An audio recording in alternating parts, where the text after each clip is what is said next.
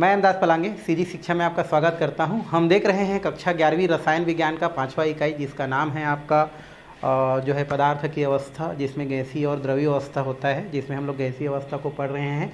इससे पहले वाला जो क्लास है उसमें हमने जो है गैस के लिए जो भी गति समीकरण है, जिसे अणुगति समीकरण भी कहते हैं, वो प्राप्त किए हैं, जिसका मान पी भी बराबर क्या था हमारा 1/3 mn म्यू स्क्वायर था। वो हम लोग क्या कर चुके थे, ज्ञात कर चुके थे। और उनकी सहायता से विभिन्न प्रकार के गैसों के नियम को हम क्या करने वाले थे, गणितीय रूप में प्राप्त करने वाले थे। तो इससे पहले वाले क्लास में हमने जो है बायल्स का जो नियम था उसका गणितीय रूप क्या कर चुके थे, प्राप्त कर चुके थे। इस क्लास में हम क्या करते हैं, चार्ल्स के नियम के लिए गणितीय रूप प्राप्त करते हैं, जिसमें हम अणुगति की जो समीकरण है उसका हम क्या करते हैं, सहारा लेते हैं। तो सबसे पहले तो हम लोग चलते हैं चार्ल्स नियम के पास।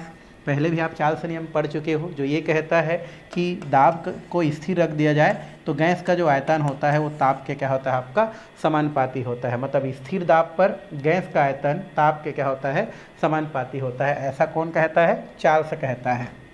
तो इस तरीक़ा से आप क्या कर सकते हैं, लिख सकते हैं कि स्थिर दाब पर गैसों स्थिर दाब पर गैसों के आयतन उसके ताप के या उसके परम ताप के क्या होता है भाई, ताप के समानुपाती होता है, समानुपाती होता है।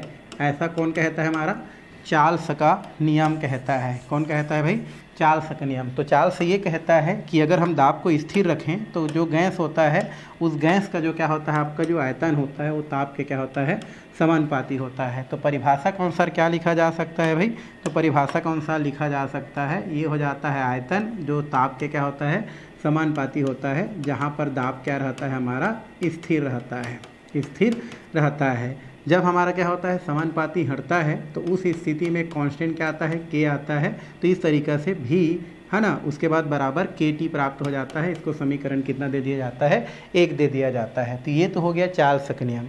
अब हम क्या करते हैं, अणुगति समीकरण को लेते हैं।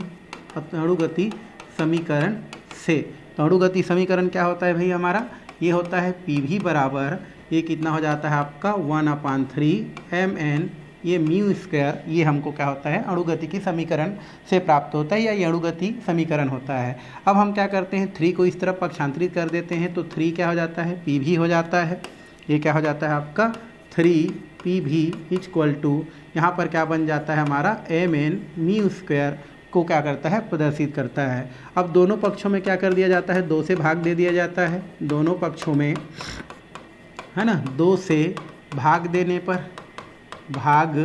देने पर तो उस स्थिति में इसका मान कितना हो जाता है, 3/2, और ये हो जाता है आपका PV। तो ये 3 का 3 हो गया, 2 से भाग किए तो 2 हो गया। PV इक्वल टू, यहाँ पर कुछ नहीं मतलब 1 है, 2 से भाग दे रहे हैं तो 1/2 mn, ये आपका म्यू स्क्वायर को शो करता है। अब हम क्या करते हैं, चूँकि हमको यहाँ से पता है कि जो आपका बोल सकते हैं अणुओं की जो गतिज ऊर्जा होता है, अणुओं की गतिज ऊर्जा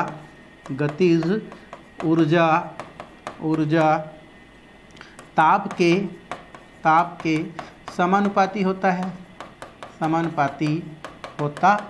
है। तो उस स्थिति में हम क्या लिखते हैं, ये 1/2 हो जाता है mn, ये म्यू स्क्वायर समानुपाती क्या होता है, T होता है। समीकरण को और आगे बढ़ाएं तो 2, ये हमारा 3, और ये समीकरण 4 होता है। अब हम क्या करते हैं, समानुपाती को हटाते हैं तो 1/2 mn ये म्यू स्क्वायर इक्वल टू एक कांस्टेंट क्या आ जाता है, के आ जाता है। इसको समीकरण कितना कहते हैं, 5 कहते हैं। अब हम समीकरण क्या करते हैं, 4 और समीकरण 5 से यहाँ पर हम क्या करते हैं, कंपेयर करते हैं। तो समीकरण 4 और हमारा क्या है, 5 से, तो यहाँ पर देख रहे हैं, यहाँ पर KT बराबर क्या होता है, 1/2 mn म्यू स्क्वायर होता है, और यहाँ पर 3/2 PV बराबर क्या होता है, 1/mn स्क्वायर। मतलब ये जो दोनों मान होता है ये एक दूसरे के बराबर है, मतलब KT और 3/2 PV क्या होंगे, एक दूसरे के बराबर होंगे। तो हम क्या लिख सकते हैं, यहाँ पर ये हो जाता है आपका 3/ कितना हो जाता है 2, ये हो जाता है आपका PV इक्वल टू क्या हो जाता है आपका KT। क्यों, क्योंकि ये और ये मान समान है तो ये और ये मान भी क्या हो सकते हैं, समान हो सकते हैं। तो 3/2 पी भी के टी होता है। अब हम क्या करते हैं, ये 3/2 को उस तरफ पक्षांतरित कर देते हैं तो ये बचता है पी भी बराबर, इधर जाता है तो 2 कितना हो जाता है 3, और ये कितना हो जाता है आपका के टी क्या हो जाता है, प्राप्त हो जाता है, या के टी प्राप्त कहते हैं। अब हम क्या करते हैं, p को भी उस तरफ क्या करते हैं, पक्षांतरित कर देते हैं तो ये भी हो जाता है इक्वल टू 2 कितना हो जाता है 3, ये हो जाता है k कितना हो जाता है आपका p, और ये आपको t क्या हो जाता है, प्राप्त हो जाता है। चूँकि इसमें 1/2 के पी सब क्या होता है, कांस्टेंट होता है, इसलिए अंततः हमारा जो मान होता है वो भी डायरेक्टली प्रोपोर्शनल टी के क्या हो जाता है, बराबर प्राप्त हो जाता है। मतलब फिर से हम क्या करते हैं, उसी मान को प्राप्त कर लेते हैं। तो इस तरीक़ा से ये जो पहला वाला जो मान था वो मान फिर से हमको प्राप्त हो जाता है। तो ये मान किसके द्वारा प्राप्त होता है, अणुगतिकी समीकरण के द्वारा प्राप्त किया जाता है। तो इस तरीक़े से हम बोल सकते हैं कि अणुगतिकी समीकरण के द्वारा हम चार्ल्स के नियम को क्या कर सकते हैं, गणितीय व्यंजक के रूप में इस प्रकार से दर्शा सकते हैं। तो ये तो हो गया आपका चार्ल्स के नियम का अणुगतिकी सिद्धांत के आधार पर एक गणितीय रूप में प्राप्त करना। अब हम क्या करते हैं, आगे की ओर क्या करते हैं, चलते हैं। चलिए आगे की ओर चलते हैं। ये आपका दिया है अणुगति समीकरण से सामान्य गैस समीकरण क्या करना है, आपको व्युत्पन्न करना है। ये आपको क्या किया गया है, यहाँ पर दिया गया है। तो यहाँ पर अणुगति समीकरण से सामान्य गैस समीकरण क्या करना है, आपको व्युत्पन्न करना है। तो सामान्य गैस समीकरण क्या होता है हमारा, पी भी बराबर क्या होता है हमारा, ये आर टी होता है, या इस प्रकार से ये होता है हमारा पी भी बराबर क्या होता है, आर टी। जो हम जो है इससे पहले जब गैस के समीकरण देखे थे, आदर्श गैस समीकरण में देखे थे, तो वो पढ़े थे पी भी बराबर एन आर टी था वहाँ पर, बट यहाँ पर पी भी बराबर क्या होता है, आर टी होता है। ये हमको देखना है, और ये कहाँ से निकालना है हमको, अणुगति समीकरण से आपको प्राप्त करना है। उस स्थिति में हम क्या कहते हैं, यहाँ पर हम लोग क्या लेते हैं, किसी भी जो भी अणु होता है उसका औसत गतिज ऊर्जा लेते हैं। ठीक है, क्या लेते हैं यहाँ पर, औसत गतिज ऊर्जा, औसत क्या लेते हैं भाई हम लोग, गतिज ऊर्जा लेते हैं, गतिज ऊर्जा लेते हैं। और ये औसत गतिज ऊर्जा का जो मान होता है वो कितना होता है आपका 1/2, और ये हो जाता है आपका mn, ये म्यू स्क्वायर को क्या करता है, प्रदर्शित करता है। तो ये औसत गतिज ऊर्जा बराबर कितना होता है भाई हमारा, 1 क्या होता है 2 mn म्यू स्क्वायर को प्रदर्शित करता है। चूँकि आपको पता है कि जो गतिज ऊर्जा होता है वो ताप के समानुपाती होता है। चूँकि गतिज ऊर्जा ताप के क्या होता है हमारा, समानुपाती होता है, ताप के क्या होता है, समानुपाती होता है। जस्ट हम लोग इससे पहले पढ़े हैं, मतलब हम इसको क्या लिख सकते हैं, 1/2 mn mu square directly proportional क्या होता है हमारा, टी होता है। अभी जस्ट देखे थे जब प्रोपोर्शनलिटी हटता है तो 1/2 mn म्यू स्क्वायर बराबर क्या हो जाता है हमारा, के टी क्या हो जाता है, हमको प्राप्त हो जाता है। अब हम क्या करते हैं, समानुपाती हट गया तो एक के आगे जो कांस्टेंट होता है, अब हम 2 को उस तरफ क्या करते हैं, पक्षांतरित कर देते हैं। तो 2 को उस तरफ क्या करें, अगर पक्षांतरित करें तो इस तरफ क्या बचता है हमारा, mn, ये म्यू स्क्वायर हो गया।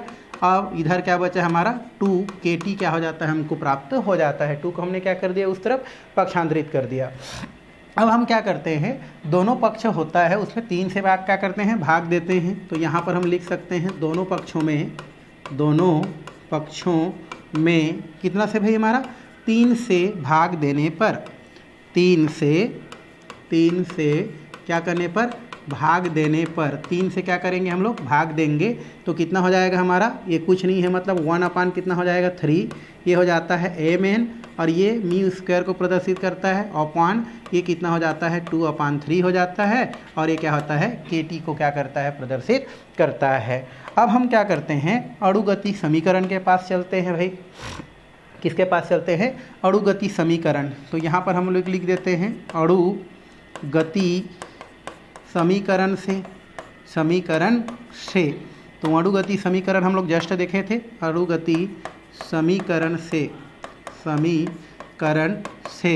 तो इसमें हम लोग क्या लिखेंगे, अणुगति समीकरण क्या था हमारा, पी भी बराबर क्या था भाई हमारा, 1/3 mn म्यू स्क्वायर को क्या करता है, ये प्रदर्शित करता है। ये अणुगति समीकरण होता है। चूँकि यहाँ पर आप कंपेयर करें, ये जो पी भी बराबर 1/3 और ये क्या दिया है आपका एम हमारा म्यू स्क्वायर यहाँ पर दिया गया है। तो ऊपर वाला समीकरण और नीचे वाला समीकरण में थोड़ा सा कंपेयर करेंगे हम लोग। तो 1/3 हो गया, ये कितना हो जाता है आपका एम और ये म्यू स्क्वायर।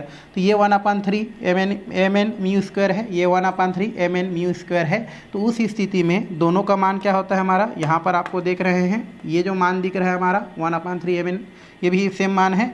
तो यहाँ पर देखो ये जो सेम है तो इन दोनों का मान क्या होता है आपका बराबर हो जाता है। तो ये पी भी बराबर कितना हो जाता है आपका 2/3, ये कितना हो जाता है के टी आपको क्या हो जाता है प्राप्त हो जाता है। अब हम क्या करते हैं, क्यों भाई, क्योंकि ये वाला मान और ये मान इक्वल है, तो इस स्थिति में इन दोनों का मान क्या हो गया आपका बराबर हो गया। अब हम क्या करते हैं, t को इस तरफ क्या करते हैं पक्षांतरित कर देते हैं। तो यहाँ पर कितना हो जाता है आपका p भी बराबर कितना हो जाता है आपका t प्राप्त हो जाता है, इक्वल टू 2 कितना हो जाता है हमारा ये 3 प्राप्त हो जाता है। और ये क्या बचता है हमारा k बचता है। यहाँ पर 2/3 k का जो मान होता है वो r के क्या होता है हमारा बराबर होता है। तो उस स्थिति में इसको आगे कैसा लिखा जा सकता है, p भी बराबर कितना होता है हमारा t लिख दिया जाता है, क्योंकि 2/3 k का मान कितना होता है हमारा r के क्या होता है बराबर होता है। तो समीकरण एक इस प्रकार से फिर से प्राप्त हो जाता है। अब हम क्या करते हैं, t को उस तरफ क्या करते हैं पक्षांतरित कर देते हैं। तो मान कितना हो जाता है p भी बराबर, ये t उधर चला जाता है तो r और ये t आपको क्या हो जाता है प्राप्त हो जाता है। और इस तरीक़ा से जो p भी बराबर RT प्राप्त होता है वही आपका गैस समीकरण को क्या करता है प्रदर्शित करता है, जिसमें अगर हम एवोगैड्रो नियम को मिला देते हैं तो P भी बराबर nRT क्या हो जाता है प्राप्त हो जाता है। तो इस तरीक़ा से जो अणु गति की जो समीकरण होता है, अर्थात ये वाला जो समीकरण होता है उसके द्वारा भी हम क्या कर सकते हैं सामान्य जो हमारा गैस समीकरण है उसकी क्या कर सकते हैं व्युत्पत्ति कर सकते हैं। आपको चाहेगा तो क्वेश्चन कोई आपके जो 11वीं क्लास वाले सर हैं वो पूछ सकते हैं, नहीं तो नहीं पूछते हैं, ज़्यादातर नहीं पूछते हैं भाई थोड़ा जटिल है बोल के। तो इस तरीक़ा से अणुगति समीकरण से सामान्य गैस समीकरण हम क्या कर सकते हैं प्राप्त कर सकते हैं। तो ये तो हो गया आपका एक और हमारा अणुगति सिद्धांत, अणुगति समीकरण से एक और समीकरण की व्युत्पत्ति। चलिए आगे हम क्या करते हैं नेक्स्ट की ओर चलते हैं। आगे हमारा दिया है आपका एवोगैड्रो का नियम। एवोगैड्रो का नियम भी आप क्या करें हैं पढ़े हैं, जो ये बोलता है कि समान ताप पर और समान दाब पर गैसों के समान आयतन में अणुओं की संख्या क्या होती है समान होती है। ये पढ़े हैं है ना, समान ताप और दाब पर समान ताप और दाब पर गैसों के समान आयतन में समान आयतन में है ना अणुओं की संख्या समान होती है। ये कौन कहता है हमारा, ये एवोगैड्रो नियम कहता है। समान ताप पर समान दाब पर गैसों के समान आयतन में अणुओं की संख्या समान होती है। तो इसको हम एवोगैड्रो नियम कहते हैं। पहले भी क्या कर चुके हैं हम लोग पढ़ाई कर चुके हैं। क्योंकि यहाँ पर जो है समान ताप और समान दाब पर गैसों के समान आयतन में अणुओं की संख्या समान होती है, मतलब हमको जो है दो अलग अलग गैसों को लेने की क्या होती है आवश्यकता होती है, तभी तो कंपेयर कर सकते हैं भाई है ना। समान ताप और समान दाब पर गैसों के समान आयतन में अणुओं की संख्या समान होगी तो हमको कम से कम कितना दो अलग अलग क्या लेना पड़ेगा पात्र लेना पड़ेगा, दो अलग अलग गैस लेना पड़ेगा, तब जाकर के हम क्या कर सकते हैं उनमें अणुओं की संख्या को कंपेयर कर सकते हैं। कहने का मतलब ये है कि मान लो ये हमारा क्या होता है एक गैस है जो एक पात्र में भरा हुआ है, एक दूसरा गैस बी है जो दूसरे पात्र में भरा हुआ है। तो यहाँ पर जितना अणु रहेगा है ना, मतलब दोनों का ताप क्या है समान है, दोनों का ताप क्या है हमारा दाब भी समान है ताप भी समान है और दोनों का आयतन समान है। मान लो ये भी 2 लीटर है और ये भी क्या हमारा 2 लीटर है, तो दोनों 2-2 लीटर का है, दोनों का ताप समान है, दोनों का दाब समान है। उस स्थिति में हम कह सकते हैं कि हमारा जो दोनों पात्र होता है उन दोनों पात्र में गैसों की जो अणुओं की संख्या होता है वो बराबर होता है। मतलब 2 लीटर में मान लो 280 अणु होगा, मतलब इसमें भी कितना होगा आपका 280 अणु ही होगा। ऐसा कौन कहता है हमारा एवोगैड्रो नियम कहता है। तो उसके आधार पर हमको 2 गैसों लेने की क्या होता है आवश्यकता होता है। तो उस स्थिति में पहला गैस की बात करते हैं और दूसरा गैस की क्या करते हैं बात करते हैं और चलते हैं। तो यहाँ पर अणुगति समीकरण से हम लोग आगे क्या करते हैं देखते हैं। तो यहाँ पर हम लिख सकते हैं अणुगति समीकरण से। तो यहाँ पर लिख दो भाई गति समीकरण से। या तो पहले हम लोग लिख देते हैं, मान लो हमारा क्या होता है, मान लो जो एक गैस है ना, एक गैस क्या है हमारा ए है, एक हमारा गैस क्या है हमारा ए है, जिसका द्रव्यमान m1 है, उसका वर्ग माध्य मूल क्या है हमारा जो है μ1 है, और उसमें अणुओं की संख्या आपका क्या है n1 है, तथा उसमें ताप और दाब और उसका जो आपका आयतन है वो आपका क्या है समान है। तो उस स्थिति में अणुगतिकी सिद्धांत के आधार पर लिख सकते हैं। तो यहाँ पर लिखो इसको, यहाँ पर लिख सकते हैं, माना है ना एक गैस का मात्रा m1 वर्ग माध्य मूल ये आपका μ1 वर्ग माध्य मूल, मतलब उसके वेग को हमारा क्या करता है शो करता है। तो ये हमारा μ1, ये हमारा क्या होता है हमारा μ1 को प्रदर्शित करता है। तो ये आपका μ1 और अणुओं की संख्या n1 तथा दाब व आयतन P व भी है। तो अणुगति समीकरण से तो दो गैस में से हमने एक गैस को बोल दिया कि एक गैस है जिसमें गैस का जो द्रव्यमान है वो m1 है, वर्ग माध्य मूल उसका वेग क्या है हमारा v1 बोल सकते हैं, μ1 है, और ये हमारा अणुओं का जो संख्या है n1 है, उसमें ताप और दाब जो कि हमारा जो है चेंज नहीं हो रहा है, P और V है। तो अणुगति समीकरण से तो यहाँ पर लिख सकते हैं PV बराबर, ये कितना हो जाता है PV बराबर, तो PV बराबर यहाँ पर क्या होता है, इसको मान लो हम लोग एक मान लेते हैं, A हमारा गैस है। तो उस स्थिति में तो माना एक गैस A के लिए बोल सकते हैं, एक गैस A के लिए, तो यहाँ पर PA और यहाँ पर क्या हो जाता है आपका V इज इक्वल टू हम आगे क्या कर सकते हैं लिख सकते हैं, वैसे लिखने की ज़रूरत नहीं है, इसको डायरेक्ट लिखते हैं। ये कितना हो जाता है PV बराबर 1/3 ये हो जाता है। उसके बाद क्या होता है हमारा यहाँ m1, ये कितना लिखेंगे हम लोग जो है n1, ये कितना हो जाता है आपका m1 n1, और ये हो जाता है आपका जो है μ1। इस प्रकार से हम लोग क्या करते हैं लिखते हैं। अब दूसरे गैस के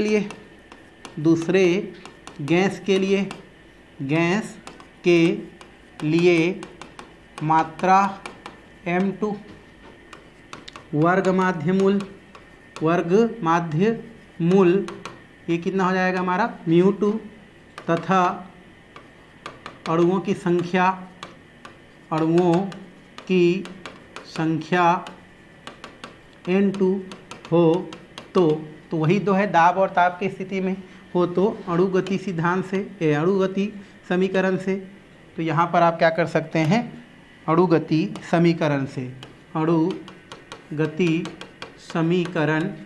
से यहाँ पर करते हैं। तो एक हमारा कौन मान आ जाता है हमारा PV बराबर, ये हो जाता है हमारा PV बराबर 1/3, ये हो जाता है m2, ये हो जाता है आपका n2, और ये क्या हो जाता है हमारा μ2 को क्या करता है प्रदर्शित करता है। चूँकि यहाँ पर आप देख रहे हैं क्या देख रहे हैं कि यहाँ पर PV बराबर 1/3 m1 n1 μ1 है, यहाँ पर PV बराबर जो है 1/3 m2 n2 और क्या है आपका μ2 है। मतलब PV बराबर इतना है, PV बराबर इतना है, मतलब ये दोनों क्या होता है एक दूसरे के मान के बराबर होता है। तो यहाँ पर क्या लिख सकते हैं, यहाँ पर 1/3 यहाँ हो जाता है m1, ये हो जाता है n1, और ये क्या हो जाता है आपका μ1, ये हमारा क्या होता है हमारा μ1 को शो करता है, ये μ1 ठीक है। अब इक्वल टू चूँकि ये है हमारा एक का मान हो गया, तो इधर क्या लिख सकते हैं 1/3, ये हो जाता है m2, ये हो जाता है n2, और ये हो जाता है म्यू। तो ये कितना हो गया आपका m2 n2, और ये आपका μ2 को क्या करता है प्रदर्शित करता है। या इसी को आपका इस प्रकार से भी क्या किया जा सकता है लिखा जा सकता है, किसको, तो यहाँ पर हम क्या करते हैं इसी को लिखते वक्त या लिख देते हैं, और ये हो जाता है आपका m1 n1, और ये आपका हो जाता है आपका v1 या μ1 इक्वल टू ये कितना हो जाता है आपका m2, ये हो जाता है आपका जो होता है m2 हो गया, और इस स्थिति में कितना हो जाता है आपका m2, और ये हो गया आपका n2, और ये क्या हो जाता है आपका v2। अब हम चूँकि हमको पता है कि जो आपका गतिज जो क्या होता है हमारा ऊर्जा होता है वो ताप के क्या होता है आपका जो है समानुपाती होता है। ये हम पहले क्या करते हैं जानते हैं, हमको पता है, तो इस प्रकार से लिख सकते हैं। चूँकि है ना गतिज ऊर्जा जो है ताप के समानुपाती होता है, ताप के समानुपाती होता है, समानुपाती होता है, समानुपाती होता है, समानुपाती होता है, समानुपाती होता है। तो उस स्थिति में हम क्या लिखते हैं 1/, ये कितना हो जाता है हमारा 2, ये हो जाता है आपका m।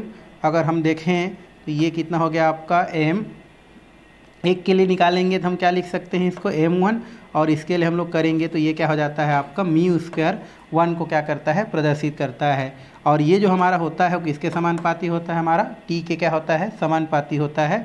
समानुपाती जब क्या हो जाता है हमारा हट जाता है तो एक हमारा क्या आता है कांस्टेंट क्या होता है हमको प्राप्त हो जाता है। तो उस स्थिति में हम क्या करते हैं यहाँ पर 1/, कितना हो जाता है 2, 1/, कितना हो जाएगा ये 2, ये हो जाता है m1, ये हो जाता है आपका v², 1 को शो करता है, बराबर कितना हो जाता है आपका kT को शो करता है। सेम अगर हम क्या करें इसको दूसरे कंडीशन के आधार पर दूसरे के लिए क्या करें अप्लाई करें तो एक हमको और क्या हो जाता है यहाँ से प्राप्त हो जाता है। तो ये 1/, कितना हो जाएगा 2, ये हो जाता है m2, ये हो जाता है आपका v², 2 हो जाता है, और ये जो है प्रोपोर्शनली हटता है। तो ये हमारा पहले क्या होता है t होता है, जब प्रोपोर्शनलिटी हट जाता है तो उस स्थिति में इसका मान m2 v² 2 बराबर कितना हो जाता है kT प्राप्त हो जाता है। चूँकि a kT और a kT एक ही मान है, मतलब यहाँ पर भी हम क्या कर सकते हैं, यहाँ पर 1/2, यहाँ पर क्या हो जाता है आपका m1, ये क्या हो जाता है आपका μ², m1 हो गया हमारा, ये कितना हो जाता है आपका 1/, कितना हो गया 2, ये हो गया m1, ये हो गया v² 1 बराबर ये कितना हो जाता है आपका 1/2 m², और ये कितना हो जाता है आपका v² 2 को प्रदर्शित करता है। क्यों? क्योंकि यहाँ पर जो kT का मान है, यहाँ पर जो kT का मान है वो दोनों क्या होता है उनके मान इस kT का मान इतना बराबर है, इस kT का मान इतना है, तो ये दोनों एक दूसरे के क्या हो जाता है बराबर हो जाता है। अब हम क्या करते हैं, या इसी को हम कैसे लिखते हैं और करके लिख देते हैं। तो ये कितना हो जाता है आपका m1, ये कितना हो जाता है μ² 1, और ये कितना हो जाता है आपका, ये हो जाता है m2, ये हमारा क्या हो जाएगा m2, और ये क्या हो जाता है आपका μ² 2 को प्रदर्शित करता है। अब हम थोड़ा सा इसको क्या करते हैं जो है समीकरण दे देते हैं। जैसे मान लो ये समीकरण कितना है हमारा 1 है ना। उसी प्रकार हम आगे अगर जाएं तो ये समीकरण मान लो क्या है हमारा 2 है, ये समीकरण कितना है 3 है, ये समीकरण कितना है 4 है, इसको समीकरण कितना कर देते हैं 5 कर देते हैं, इसको समीकरण कितना कर देते हैं 6 कर देते हैं। उस स्थिति में ये समीकरण कितना हो जाता है हमारा, इसको 7 करते हैं। अब हम क्या करते हैं, समीकरण जो 7 होता है उसको समीकरण 4 से क्या करते हैं भाग दे देते हैं, तो हमारा मान कितना प्राप्त हो जाता है भाई। तो यहाँ पर आप क्या करें, अगर भाग दें तो कितना हो जाएगा आपका, उधर देखो हमारा समीकरण 4 में कितना है हमारा m1, उसके बाद क्या है हमारा n1, ये हमारा क्या है हमारा n1, और ये क्या है हमारा ऊपर में आपका दिया गया है आपका v1 को क्या करता है शो करता है। अच्छा यहाँ पर जो है pv बराबर क्या है हमारा 1/mn² को शो करता है ना भाई, ये स्क्वायर है, यहाँ पर भी क्या हो जाएगा स्क्वायर हो जाएगा, यहाँ पर भी क्या है स्क्वायर है, यहाँ पर भी क्या है हमारा स्क्वायर को क्या करता है प्रदर्शित करता है। तो यहाँ पर आपका क्या क्या हो जाएगा, यहाँ पर इसको हम लोग ले लेते हैं। तो हमारा मान क्या दिया है हमारा m1 n1, और ये क्या होता है v² क्या हो जाता है 1 को क्या करता है शो करता है, डिवाइडेड बाई करते हैं हम लोग m1, और ये कितना हो जाता है हमारा v² 1 को क्या करता है शो करता है, इक्वल टू यहाँ पर कितना हो जाता है आपका ये वाला जो मान होता है वो देखो m2 n2 और ये म्यू स्क्वायर अपान 2 हो जाता है डिवाइडेड बाई यहाँ पर जो मान मिला है, ये जो मान मिला है इस मान को हम लोग देख रहे हैं, और ये जो मान मिला है इस मान को हम लोग देख रहे हैं। तो नीचे क्या बचता है हमारा, इसके नीचे में क्या आ जाएगा भाई हमारा, ये तो ये रख दिए, नीचे में कितना हो जाता है m2, ये हो जाता है आपका ये म्यू स्क्वायर, और ये कितना हो जाता है 2 को प्रदर्शित करता है। तो हमने समीकरण कितना लिया, 4 लिया, समीकरण 7 लिया, दोनों को क्या कर दिया हमने, भाग दे दिया। तो यहाँ पर जो भी मान प्राप्त होता है वो कैसा होता है उसको देखते हैं। ये वर्ग हम लोग थोड़ा सा भूल गए थे, ये वर्ग है इस प्रकार से। अब देखो जो कटने वाला चीज़ रहता है वो कट जाता है, ये m1 कट गया, यहाँ पर म्यू स्क्वायर है, यहाँ पर म्यू स्क्वायर है, कट गया। यहाँ पर क्या बचा, तो यहाँ पर बचा है n1, और यहाँ पर क्या बचा है हमारा, ये कट गया, ये कट गया, ये कट गया और ये कट गया।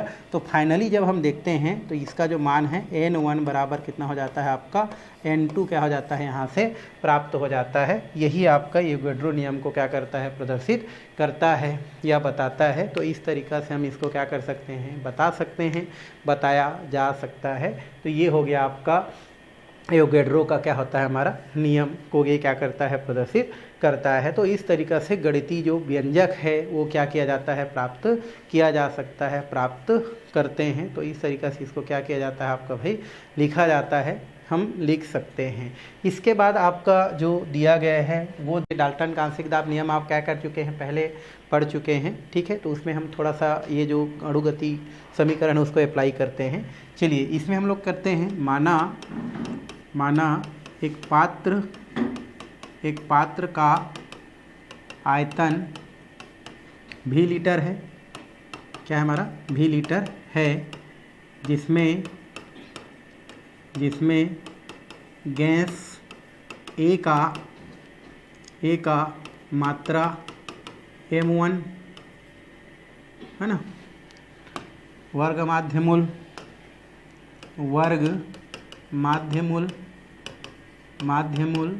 μ1 तथा अणुओं की संख्या n1 है। तो दाब के लिए, तो अणुगति समीकरण